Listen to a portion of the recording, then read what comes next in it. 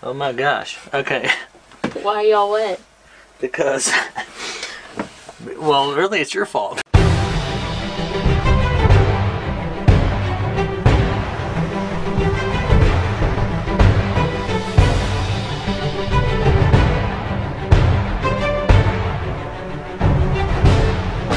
What's up guys, how you guys doing today? Welcome back to another episode of Sailing svSomeday, and as you can tell, it's cold outside. We're cold. I know what you're thinking. Where the heck have you been? Well, a few things. Whenever we sailed, or time for us to sail on the weekends and stuff, it was really pouring down rain and it just wouldn't stop. And then the whole area flooded, including our marina, where we literally couldn't even get to our boat to go sailing. So we just kind of stayed away, and then what did we do? Oh, we had a trip to Pittsburgh. And look, there's Pittsburgh. There's the other side of Pittsburgh. Pittsburgh's got this thing. Yeah, so we went to Pittsburgh to see Metallica, had a great time. When we left the dock this morning, it was 40 degrees or so, and the wind was blowing, and we decided we'd just go anyway. Why are y'all bundled up like that? It's freezing cold. Technically, it's not freezing cold. Okay, well, it's really close to freezing cold. The sun makes it kind of warm. So as long as my ears are covered. How many degrees is it? 42 degrees. No bimini. No bimini. It's pretty cool to sail with no bimini because you can just there's so much more room for activities. You can just hang around and do a dance or whatever. It's pretty awesome.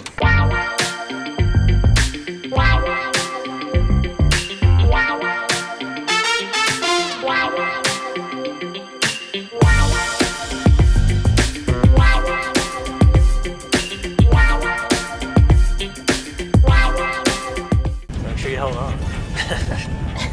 We are definitely beating all those boats back there in the race.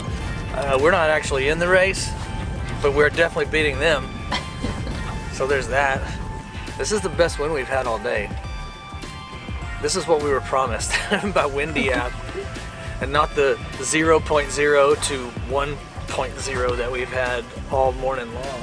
It's cold, but that was part of the challenge this time, right? There's so much, you know. See if we could even do it, or would we be chicken or too cold, just stay at home and turn the heater on inside the boat and all that stuff. So I'm glad. Easy way. Take the easy way. Yeah, no easy way out. I'm glad we came out. Yeah. It ain't summertime. It ain't 105 degrees and we're jumping in the damn water. The water's 62 degrees, which I think could kill us in 5 minutes. Probably not gonna do that. Well, we would impress them at the finish line if we strip all our clothes off and jump in the water. They'd be like, those people are nuts.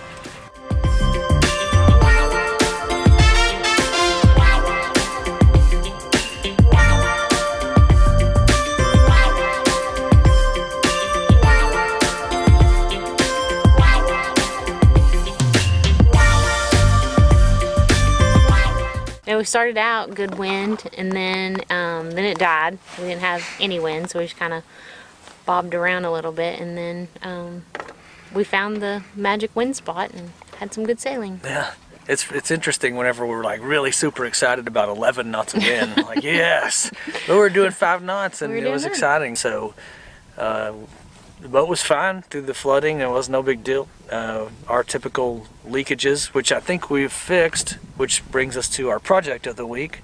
We installed port visors on our windows. I'm gonna take this hat off, I think. We don't have to start all over now? Yeah, we have to start all over now. We spent a lot of time on our boat over the summer while it was raining, and we found ourselves wet, which is no good. And our port lights leak quite a bit, so we got these port visors, which are Lexan, that go on the outside of the window, and we're going to see if those will cut down on our drip issues. You can point that down here.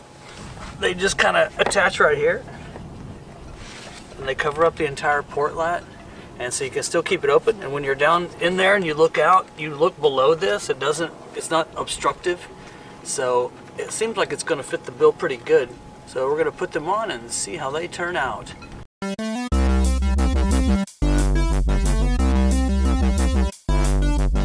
Well, this is the eye level view of the port visors from the inside of the boat. You can see that they're not very obstructive. They don't really get in your way at all. And if you get down below it, you can see how if any rain were to hit that, it would just get directed to the sides and not come in the boat. And there's also a little lip on the edge of it. So if water gets to here, it would just get diverted to the sides. Here's a shot of the port visors from outside the boat on deck. You can see that they don't stick out very far. And since they're inside the shrouds on the coach roof, it's not a place where you really would walk anyway, so it's not like you're gonna walk into them.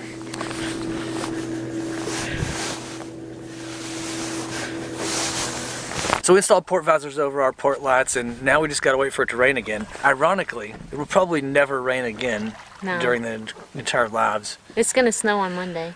Yeah, predicted snow in one. I don't believe that, but that's what they said. It would almost be worth it to just go sailing that day, just to laugh. Haha, look at you.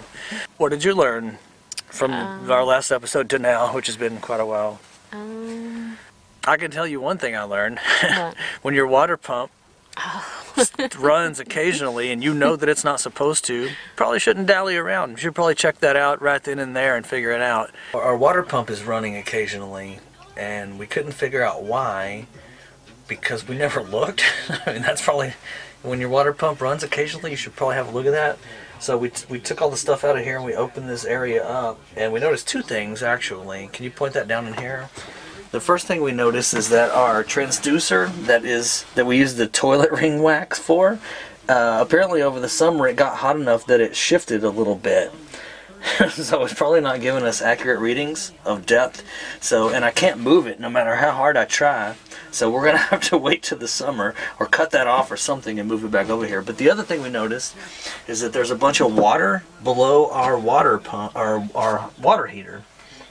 And at first, we thought it was because we were washing the inside of our refrigerator and the drain tube was sitting on that wood on the other side. But a while ago, what we noticed is that when the water pump is on, this hose right here, which I don't know if you can see that. Can you see that? Yeah.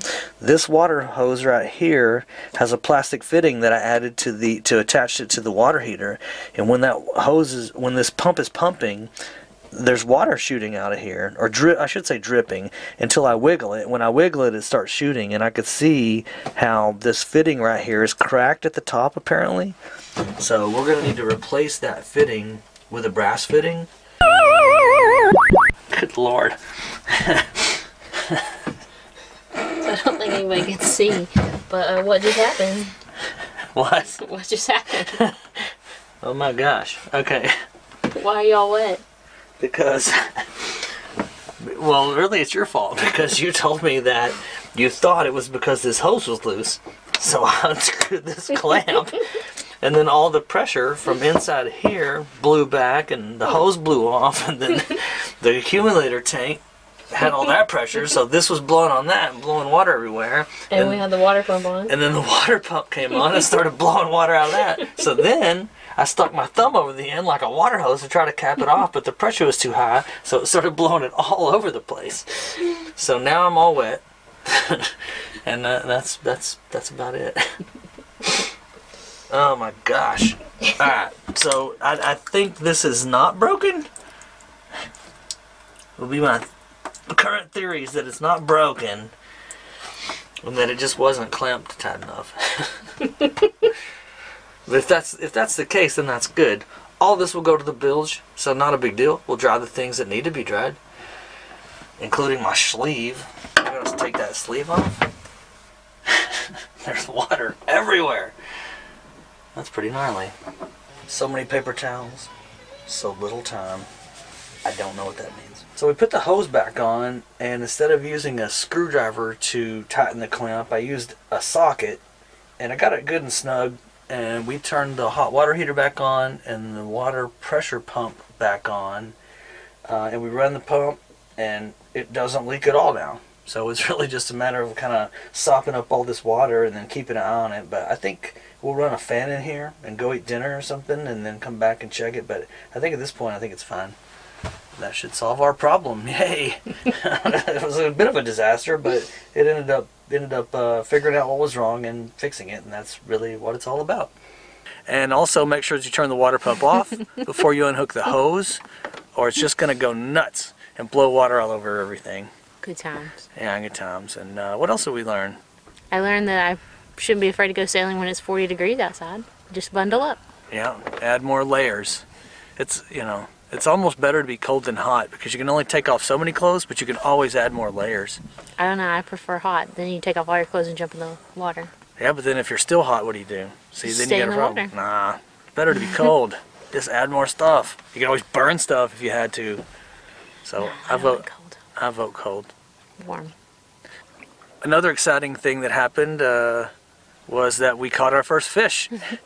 We had our Cuban reel attached to the back of the boat. We just chucked it off the back and we sailed around a better part of a day. And then eventually we saw a bird trying to take what we thought was our lure. So we decided we would just pull it in, and we pulled it in, there was a fish attached to it. Who knows how long we were dragging that guy around. He didn't seem to mind. No, he didn't seem to mind. He was about this big. We took a picture, didn't we? Yeah. Oh, there's a picture of him right here. Wait, here's a picture of him. I have it right here.